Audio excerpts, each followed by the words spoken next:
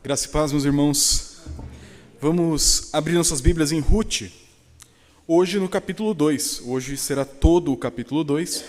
É um texto relativamente extenso, 23 versículos, por isso eu não vou ler o texto inteiro agora, no início, mas nós vamos ler ele em partes, conforme avançamos nessa mensagem. Um texto que vai falar bastante sobre a bondade do nosso Deus. Vamos orar e dar início, então, a esse momento de edificação, através da exposição da palavra do nosso Deus. Pai querido, obrigado por esse momento de culto, um momento no qual nós vamos até o Senhor, como filhos, como família, para entregar este momento para Ti como adoração, entregar este momento para Ti como louvor da nossa vida.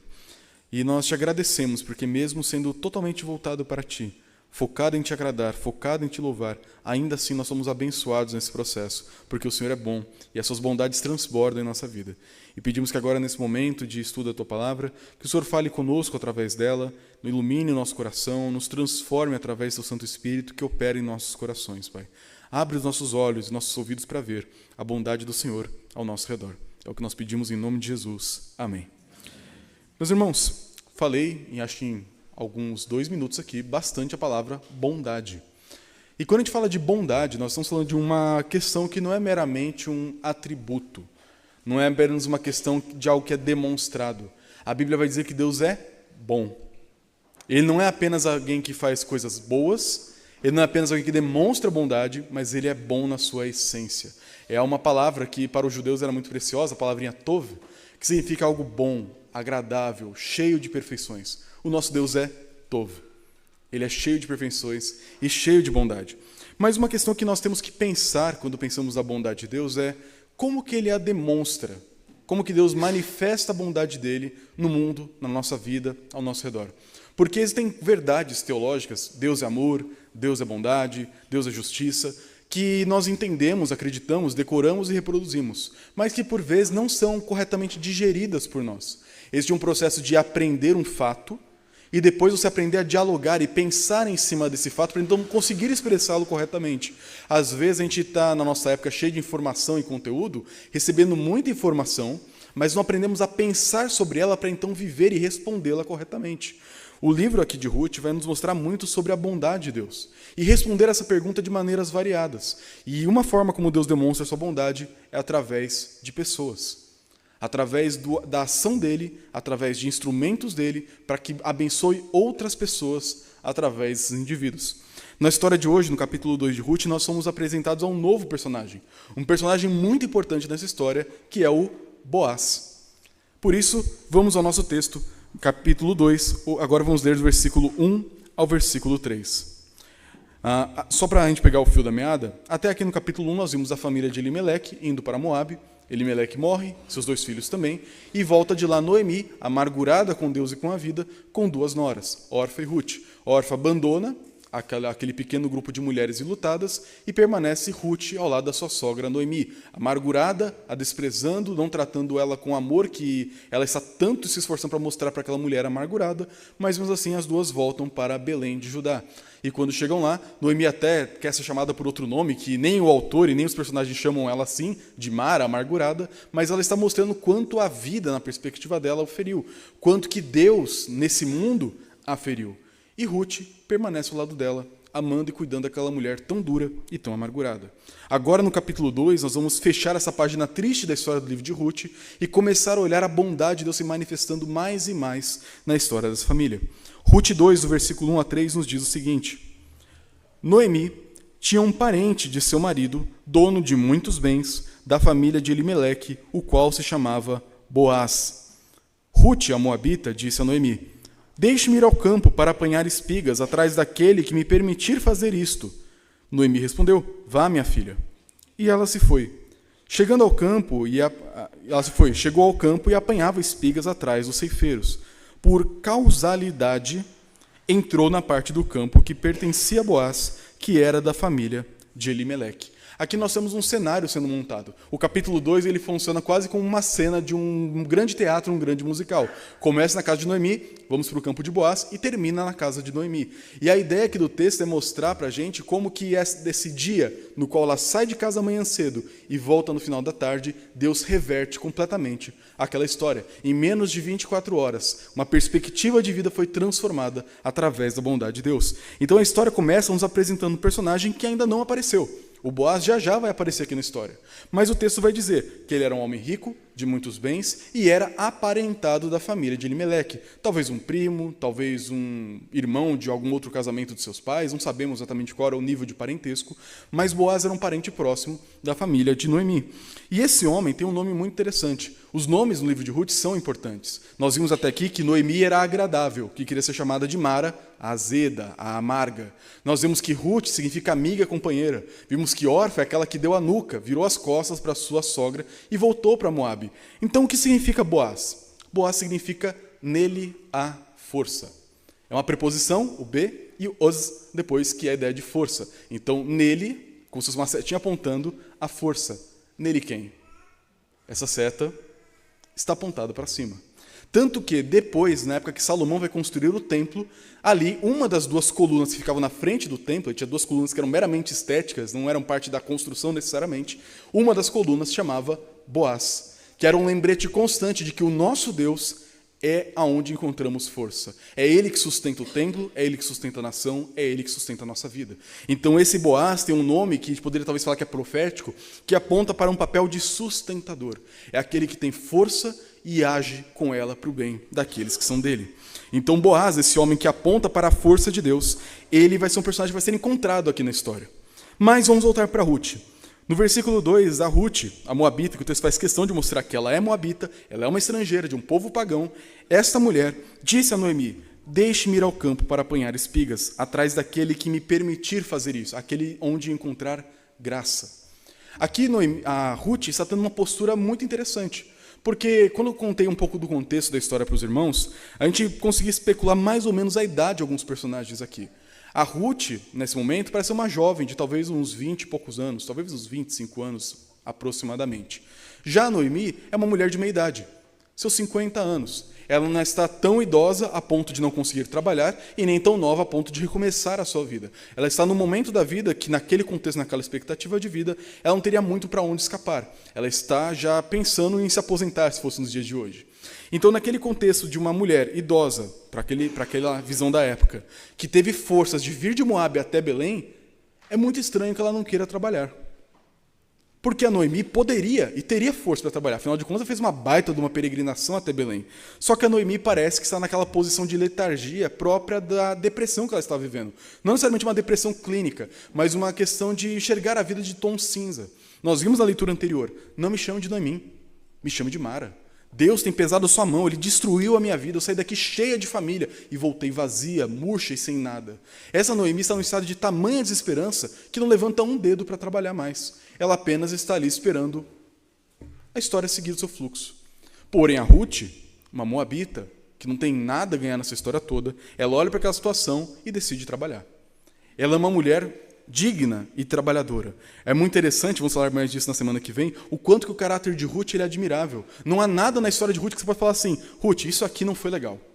Não, tudo que a Ruth faz nessa história é admirável. Desde o momento que ela decide abandonar os seus deuses, a sua família e seguir Noemi, demonstrando um amor abnegado que não tem nada para ganhar naquela família, seja no momento que ela professa a sua fé no Deus de Israel e também agora, na maneira como ela vai trabalhar para sustentar uma mulher que não quer trabalhar.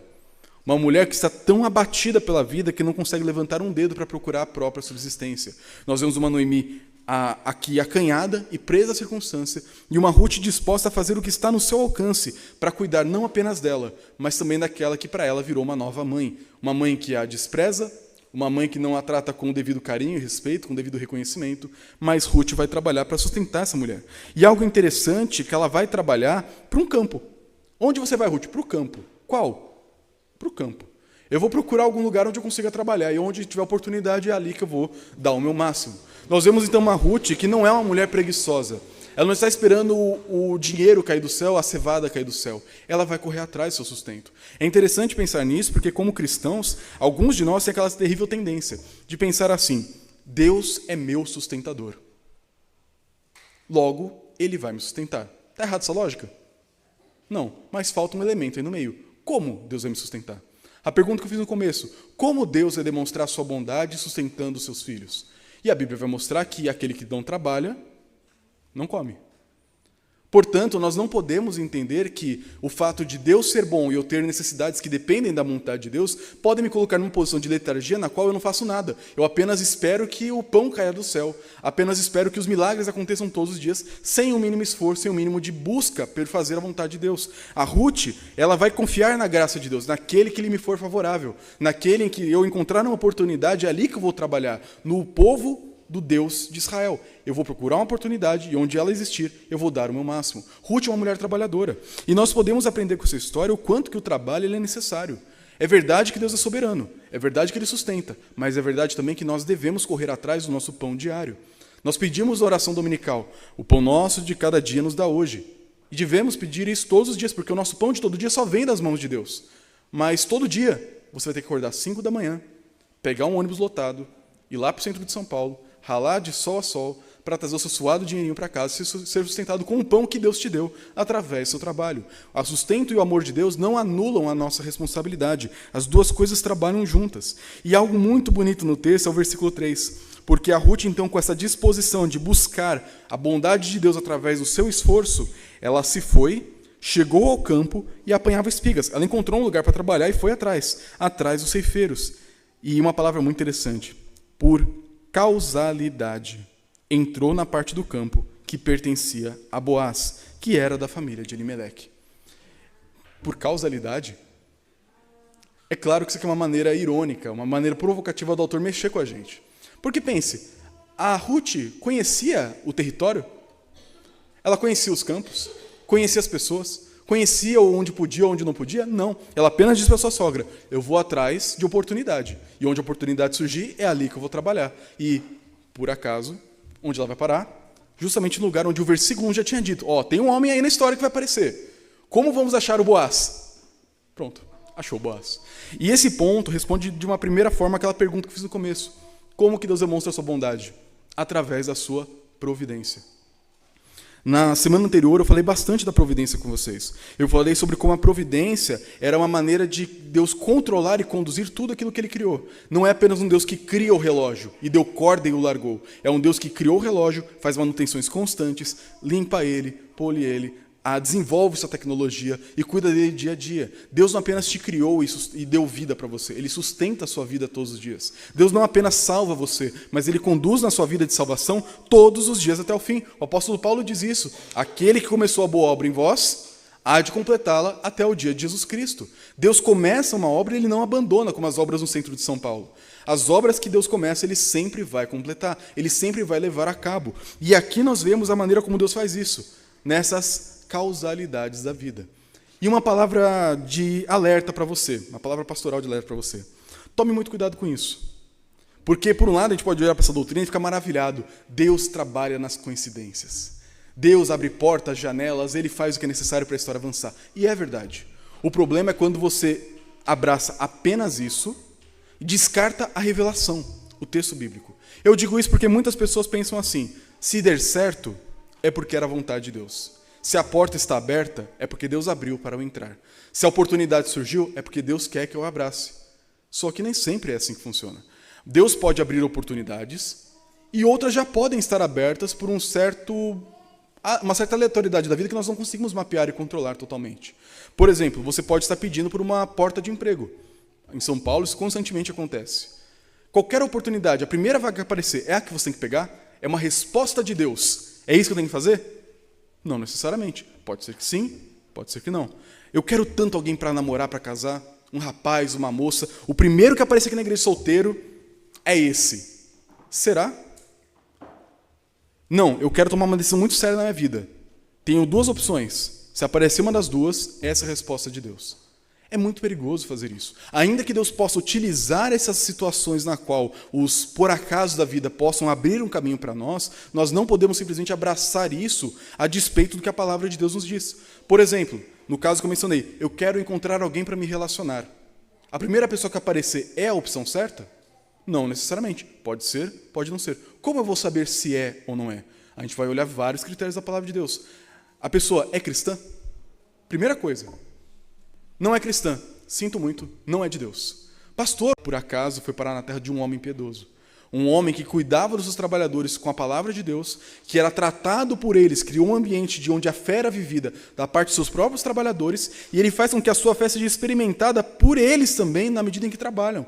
Isso aqui fica no contexto judaico do texto, porque lá na lei de Moisés nós temos dois textos importantes, Levítico 19 e Deuteronômio 24, que eu vou apenas resumir aqui por questão de tempo, que são leis que Deus deu para o seu povo, sobre como Deus cuidaria dos necessitados através dos trabalhadores do seu campo, do seu povo. Por exemplo, lá em Levítico 19, é dito que quando você for fazer a colheita do seu campo, você não pode ser rigoroso demais. E Deuteronômio 24 complementa essa ideia. Vou juntar as duas ideias aqui. Pense como, por exemplo, esse prédio aqui fosse um campo, uma plantação. Quando você fosse chegar na época da colheita, o que você deveria fazer se você fosse seguir a lei de Deus? Eu vou colher apenas aquilo que está no espaço dos bancos aqui. Eu não vou chegar aqui nas paredes e ficar lá na cerca, no arame farpado, arrancando grão por grão até o máximo que eu puder tirar. Por quê? Porque aqueles grãos que ficarem enrolados na cerca, nas beiradas, ou aqueles que na hora de colher caíssem no chão, ou aquele que na hora de colher você vê, está verde ainda e ficou para trás, nenhum deles poderia ser tomado ao extremo. Você, como dono daquela propriedade, deveria deixar os que caem no chão, os que estão enrolados no arame, nas bordas do campo, e também aqueles que ficaram verdes nos cachos, para que aqueles que vierem depois de você possam colher. E quem são esses que viriam depois? Órfãos, estrangeiros e viúvas. Deus já tinha colocado na lei dele mecanismos sociais e econômicos para cuidar das pessoas em vulnerabilidade. Deus não espera que você faça isso do seu próprio coração. Ele sabe que o nosso coração é ruim e a gente ia pegar cada grão mínimo que caísse no chão se dependesse de nós. Mas ele fala, você não precisa disso. Você está na minha terra. Eu faço a terra produzir como acabamos de cantar. Eu faço com que o grão cresça e multiplique e dê aquilo que tem que dar. Por isso eu digo para você, não precisa colher até o último grão. Você não precisa disso. Eu estou sustentando vocês, então confie em mim. E aquilo que você acha que vai definir o seu salário, vai definir a sua renda, definir seu sustento, aquela borda, o que cai no chão, ou que ficou no cacho, você não precisa disso. Tem pessoas que precisam mais disso do que você. E para que essa pessoa não recorra ao roubo ou qualquer tipo de injustiça, ela poderá, pela lei de Deus, procurar nos campos e sempre encontrar uma maneira de sustentar.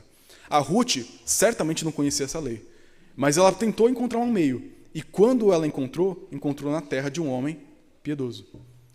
Eu fico pensando se Ruth parasse em um outro campo. Será que os ceifadores iam deixar as coisas que caíam no chão para trás? Será que eles iam deixar, numa época onde Deus mandava fome, como apareceu no começo do livro, aquilo que ficava nas bordas para trás? Será que eles iam recolher os frutos verdes ainda para amadurecer em casa, para não perder um único gominho de uva? Certamente seria a situação. Mas na casa de Boaz, na terra de Boaz, a lei de Deus era obedecida. E aqui nós encontramos o segundo mecanismo pelo qual Deus mostra a sua bondade. Ele mostra a sua bondade na providência, mas também através da sua lei. Deus não deu isso aqui para nós para ficar de enfeite, aberto no Salmo 91 em cima do nosso trabalho, do nosso escritório. O máximo que vai acontecer é a Bíblia pegar pó e estragar. Deixar a Bíblia aberta em lugares estratégicos não vai mudar em nada a sua vida. Eu te garanto isso. Não tem poder espiritual, não é um amuleto, não vai jogar uma aura contra espíritos, demônios, mal-olhado, o que for. Isso não vai funcionar. A Bíblia só tem poder na sua vida quando ela é lida e vivida. E Boaz, naquela época onde nem Bíblia de papel tinha, apenas a repetição e o ensino público, ele ouviu um dia que deveria fazer isso com sua propriedade. Não ser um homem ganancioso ao extremo. E ele viveu isso.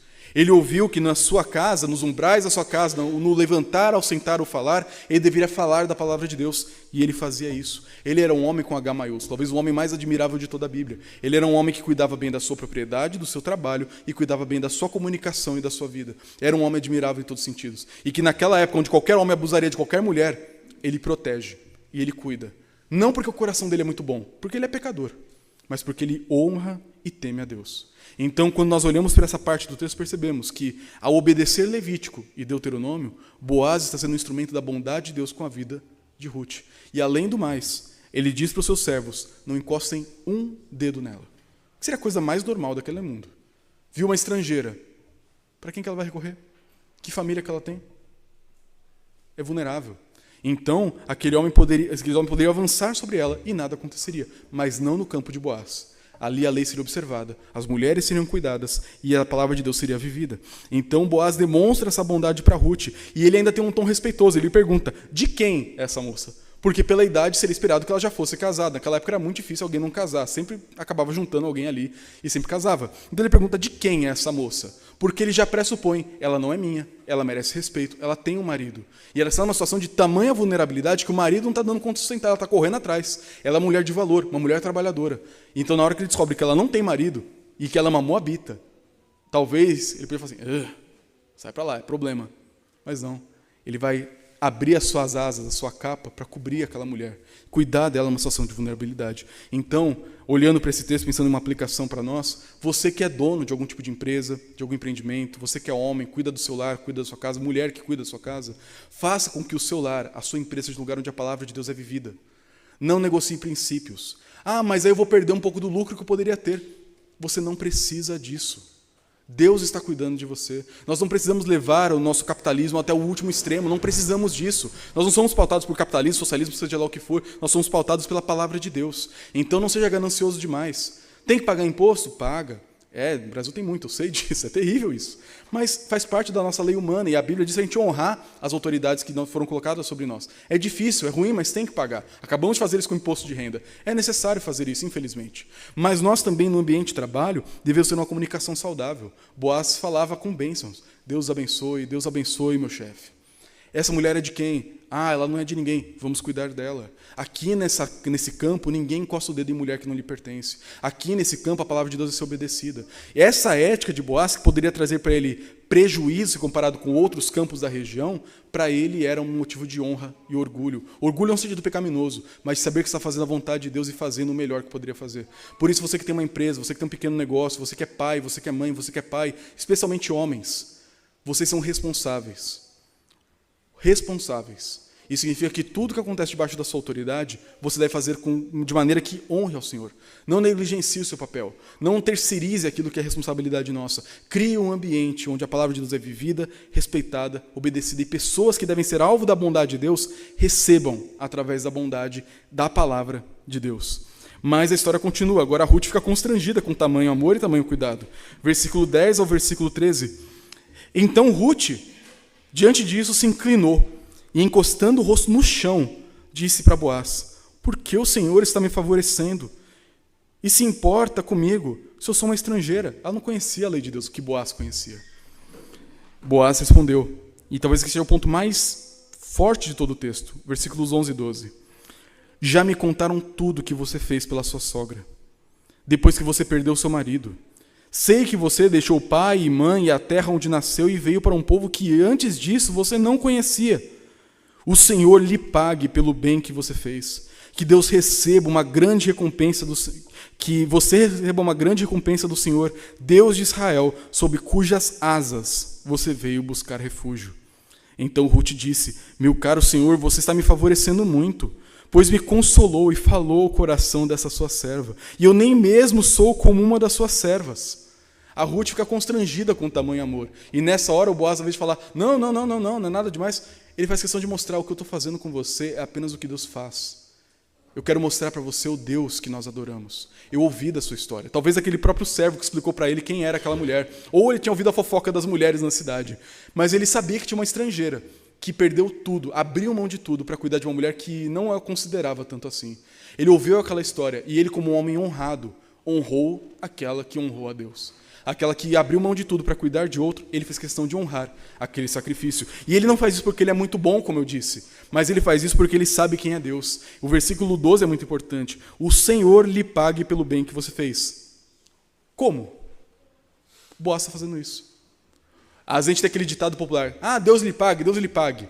Não que é errado dizer isso, mas você realmente está disposto a ser parte do Deus lhe pague? Porque ele fala assim, que Deus te abençoe, que Deus te retribua. E você que falou isso, você vai retribuir? Você vai ser a mão de Deus, o bolso de Deus, a carteira de Deus, a palavra de Deus para recompensar aquele que foi fiel?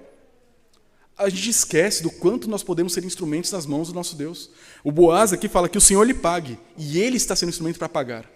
Ele não terceiriza isso para Deus como se fosse assim, olha, o que é seu está reservado, Deus vai te recompensar. Não, Deus lhe pague e eu estou pagando. Eu sou instrumento do Senhor. E que você receba uma grande recompensa do Senhor, Deus de Israel, sobre cujas asas você veio buscar refúgio. A figura é muito bonita. É como aquela ave que protege os seus pintinhos de baixo. A Ruth, que não era um pintinho, era um marreco, um patinho bem feio lá de Moabe, veio para debaixo das asas do Deus de Israel como uma grande galinha. E aquela galinha amorosa, bondosa, como Jesus fala lá em Mateus, estica suas asas e cobre aquele patinho feio, aquele patinho moabita. É uma mãe que adota, é um pai que adota, é um Deus que cuida de pessoas estrangeiras. E Deus estendeu as suas asas para recolher Ruth. E a Ruth correu lá para baixo, rapidinho, e encontrou nesse Deus, que a Noemi tinha dificuldade de entender, um grande amor e um grande cuidado. E a maneira como Boaz fez isso é uma maneira evangelística. Às vezes a gente pensa muito assim, como que eu posso evangelizar alguém? E a gente logo pensa em entregar um folheto, cada dia, parar alguém na rua. Pare! Se você morrer agora, para onde você vai? Céu ou inferno? Sabe, nem sempre essa é a melhor abordagem. Na verdade, o que Boaz faz aqui é evangelizar aquela moça através da sua generosidade. Ele diz, eu creio em um Deus que é generoso, um Deus que vai te recompensar. E ele mesmo é instrumento disso. E aqui nós percebemos uma postura diferente entre Noemi e Boaz. A Noemi, diante de tudo que estava passando e das circunstâncias atreladas a Ruth, via Deus como um vilão. Deus amargou a minha vida, Deus descarregou a sua mão contra mim, ele me fez voltar vazia. Ela olha para a circunstância e julga Deus como esse Deus maligno, maldoso, até mesmo sádico. Agora, o Boaz, ao saber de toda aquela história, o que ele faz? Eu quero ser instrumento para mostrar para você o quanto o nosso Deus é bom. E aqui nós percebemos essa diferença. Pense você no lugar de Ruth, olhando para aquela história. Imagina você ser uma moabita, você não cria no Deus de Israel. Aí, de repente, chega uma família lá, de uma viúva com 2 filhos, vocês começam a fazer uma amizade, ela casa você com um dos filhos lá, com o Malom, o filho morre depois de 10 anos, não surge nenhum neto, e depois de tudo aquilo, você vê a sua sogra, que crê nesse Deus, e fala assim, esse Deus pesa a mão sobre nós, esse Deus amarga a nossa vida, esse Deus tirou tudo de mim. Como você pensaria nesse Deus a partir de Noemi? Esse é o Deus que ela está vendendo, um Deus maligno, azedo, amargurado, que tira tudo da gente. Agora que ela chegou na terra desse Deus, ela conheceu um outro homem que cria no mesmo Deus. E o Boaz vai mostrar uma outra face. Um Deus que pega pessoas em vulnerabilidade e abraça. Um Deus que vê pessoas que poderiam ser alvo da maldade humana e protege. Um Deus que no momento de fome dá comida. O Boaz está pregando um evangelho muito mais poderoso do que as palavras amargas de Noemi. E por isso é muito importante tomar cuidado, porque aqui nós temos o terceiro aspecto da bondade de Deus. Primeiro, Deus mostra a bondade por conta das providências dele no mundo. Também pela palavra de Deus sendo obedecida. Mas agora, através da nossa generosidade e bondade. O Boaz, naquele momento, ele fez questão de mostrar quem é Deus através do seu próprio caráter. Ele quis mostrar, encarnar em si o caráter do próprio Deus que ele adorava. E isso é algo muito importante. Eu falei disso na aula de EBD do domingo passado, que nós temos a tendência, e de fato vamos nos tornar semelhantes àquilo que adoramos. Se você adora um Deus bondoso, generoso, amoroso, perdoador, acolhedor, você vai se tornar assim. Se você tem uma vida de adoração a um Deus que você enxerga dessa forma, é assim que você vai ser.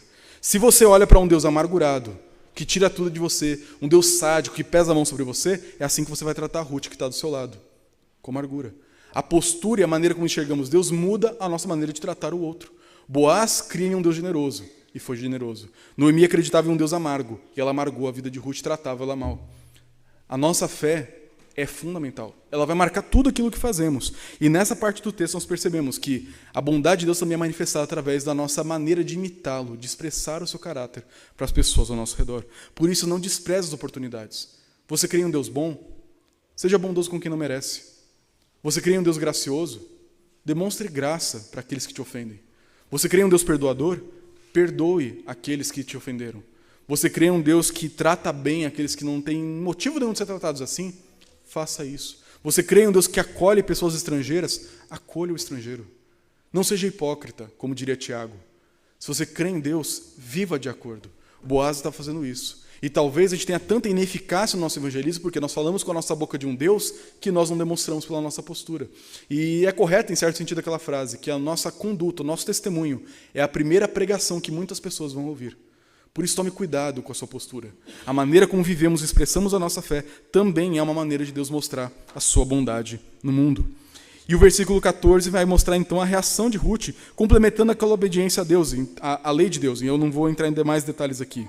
Mas você vai dizer o seguinte: na hora de comer, Boaz disse a Ruth: venha para cá e coma do pão, molhe o seu bocado no vinho e ela se sentou ao lado dos ceifeiros, e Boaz lhe deu grãos tostados de cereais. Ela comeu até ficar satisfeita, e ainda sobrou.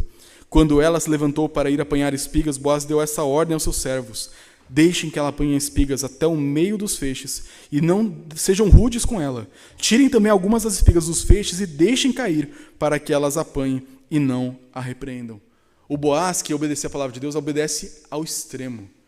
Ele, naquele momento, ele não apenas está cuidando do estrangeiro ao deixar coisas sobrando no seu campo, ele vai deixar sobrar mais.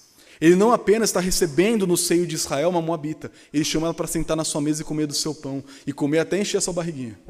Pense na fome que a Ruth não estava, morando com uma viúva, sem sustento, sem cuidado. Pense nos dias, talvez, de fome imposta sobre ela, e agora ela trabalha um dia inteiro, de sol a sol, senta na hora de comer, e ela enche o bucho até não aguentar mais. Pensa na fome daquela mulher. Tem mulher que come bastante, hein? Tem uns pratos de pedreiro aí. Pensa no trabalho e na fome que a Ruth não estava. Então, nesse momento, o Boaz ele mostra que a obediência à lei de Deus não é apenas uma questão de tem que fazer A, faço A. Mas ele foi além. Ele mostrou muito mais generosidade do que Deus mesmo pedia. Deus falava, deixa a beirada do campo. O Boaz falou o quê? Olha, na hora de colher ali, colhe pela metade, assim. Na hora que você pegar no cesto, sem querer, querendo, deixa cair um pouquinho a mais onde ela vai pegar. Deixa ela pegar. Eu não estou preocupado com o lucro, eu estou preocupado em fazer o bem, a mostrar a bondade. Ele chamou na sua mesa, como seremos chamados daqui a pouco, uma pessoa indigna. Uma pessoa que não fazia parte da família de Israel.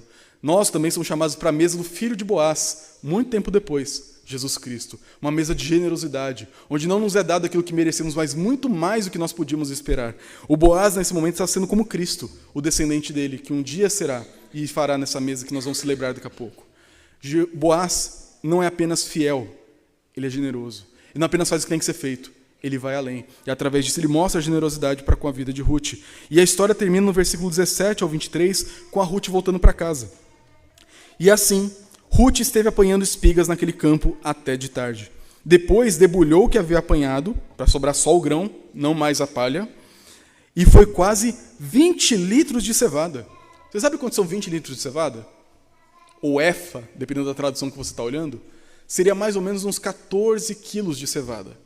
14 quilos de um grãozinho. Parece uma aveia. É grão. É muito grão.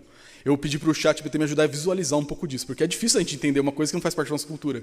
E ele disse que é mais ou menos como se pegasse 2 baldes de 10 litros e você levantasse eles cheios de grãos. Ou aquela sacolona de feira, sabe? Que as velhinhas adoram de bater na gente quando a gente está passando na feira. Aquela sacola lotada de grão. É muito grão. É muita comida. Se elas comessem só aquilo, daria para umas 2, 3 semanas de alimentação tranquilamente, se fizesse um cálculo certinho ali. É muita comida. Ela trouxe quase que para cá o sustento de um mês, em um único dia, porque Boaz não está preocupado com o lucro, ele está preocupado em mostrar o caráter de Deus através dessas atitudes. Então ela pegou aquele cereal, versículo 18, e voltou para a cidade. E a sogra viu quanto de cereal ela havia conseguido apanhar. Ruth também deu para a sogra a comida que lhe havia sobrado. A marmitinha que sobrou do almoço, ela também trouxe. Depois que ela comeu, ela nem pergunta nada, ela já morte e fome também, a Noemi comeu tudo. Depois de comer, ela pergunta, onde você foi colher hoje? Como se importasse, né? Ela estava preocupada com a fome. Onde você foi colher hoje? Onde trabalhou? Olha, bendito seja aquele que acolheu você com tamanha generosidade. E Ruth contou à sua sogra onde havia trabalhado e acrescentou, o nome do homem com quem trabalhei hoje é Boaz. Imagina essas palavras chegando nos ouvidos de Noemi, como naquele desanimado, assim. Boaz. Plim. Uma luz se acende no coração de Noemi. O Deus que até aqui está carrancudo, de costas, com a mão pesada sobre ela, parece que agora ficou bondoso. Olha a reação dela, versículo 20. Então Noemi disse à sua nora, que ele seja abençoado pelo Senhor Deus, que não deixou de ser bondoso, nem para com os vivos, nem para com os mortos. Ué, cadê a Noemi do capítulo 1? Amargurada, que Deus é mau, Deus não me ama, Deus não cuida de mim.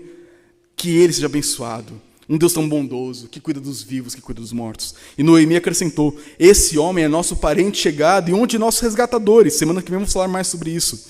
Então Ruth, a moabita, disse, ele também me disse que eu posso continuar com os servos dele, até que terminem de fazer a colheita. E Noemi respondeu, é melhor mesmo que você vá com as servas dele, minha filha.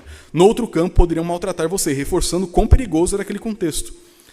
Assim, Ruth ficou na companhia das servas de Boaz, para apanhar espigas, até que a colheita da cevada e do trigo se acabou, e continuou morando com a sua sogra. Fim. Continuamos no próximo episódio, semana que vem, de como que o relacionamento de Ruth, Noemi e Boaz vai se desenvolver a partir daqui. Mas algo muito interessante nesse texto, e no livro de Ruth, é que ele é marcado pelas colheitas. Lá no versículo 22 do capítulo 1, foi dito que elas chegaram em Belém na época da colheita da cevada, que é mais ou menos no final de abril. Sabe quando é o final dessa colheita, da cevada e do trigo? É mais ou menos hoje, no calendário, que é a celebração do Pentecostes, da festa cristã do Pentecostes. Tanto que se você passou aqui pela rua quando ainda havia luz, você viu algumas bandeirinhas vermelhas com uma pomba, né? Porque na Igreja Católica, em algumas vertentes, é celebrada a festa do Pentecostes assim também. Nós estamos vivendo a época do Pentecostes, a mesma época que essa história aconteceu, nessa época do ano também. E algo muito interessante, essa história, que semana que vem vamos ver como ela vai se desdobrar, ela mostra que no Pentecostes, uma gentia foi acolhida. Você lembra o que aconteceu no Pentecostes há 2000 anos atrás? O Espírito Santo desce, empodera a sua igreja, começa a pregar, a falar em línguas, percorrer todo mundo pregando o evangelho para toda criatura. E muitos gentios são acolhidos na casa de Deus. Não é mera coincidência isso aqui, como vimos no começo. Nosso Deus não trabalha com coincidência, ele trabalha com providência. E aqui nós vemos que no Pentecostes, na celebração da colheita, uma colheitinha, um grãozinho moabita, foi recolhido naquele ano para o grande celeiro da família de Deus. A Ruth foi acolhida. Naquele momento, ela que conhecia um Deus amargurado, agora conhecia um Deus gracioso. Talvez tenha se convertido nesse processo todo. E nisso, ela agora faz parte do grande celeiro de Deus, do celeiro que nós fazemos parte, como grãozinhos de cevada do nosso Senhor Jesus Cristo. Por isso, meus irmãos, a partir dessa história de hoje, tem tanta coisa para a gente conversar, né? Daria para expandir isso aqui para tantas aplicações. Mas eu gostaria que você guardasse no coração algumas poucas coisas aqui, bem diretas para você. Lembre-se, como Deus mostra a bondade nesse mundo, da providência. Não viva ansioso. O nosso Deus está cuidando de você. Ele vai prover tudo o que é necessário para que você viva de maneira justa e digna e honre a Ele nisso tudo. Trabalhe como a Ruth trabalhou, mas sabendo que Deus trará o seu pão e te dará o sustento no fim do dia. Mas Deus também mostra a sua bondade através de pessoas que obedecem à palavra dEle. Talvez o mundo seja tão mau e as pessoas reclamem tanto da igreja porque a gente não tem vivido o que a palavra de Deus espera de nós. Será que nós temos sido generosos para com o mundo, com os gentios, com os ímpios? Será que nós temos mostrado para esse mundo um Deus como? Um Deus amargurado, um Deus clubista que apenas ama os cristãos e apenas se importa com a gente? Ou um Deus que é tão generoso que derrama a graça ao redor do povo de Deus, até mesmo na vida dos gentios? Será que o nosso testemunho, nosso evangelismo não é fraco, porque nós apenas falamos palavras bonitas, mas não demonstramos elas na prática? Não levamos a obediência de Deus às últimas consequências? Palavras são importantes, são fundamentais. Não dá para pregar um evangelho sem palavras. Mas um evangelho apenas com palavras é um evangelho defeituoso. Quando Deus quis mostrar o seu amor, o que Ele fez? Mandou o seu Filho ao mundo, que pregou, mas também morreu, que ensinou, mas também ressuscitou, que falou palavras maravilhosas, mas subiu ao céu e continua trabalhando. Deus demonstrou a salvação por palavras e atos. Nós não podemos fazer diferente, porque sem essa junção, o mundo não vai conhecer a bondade de Deus.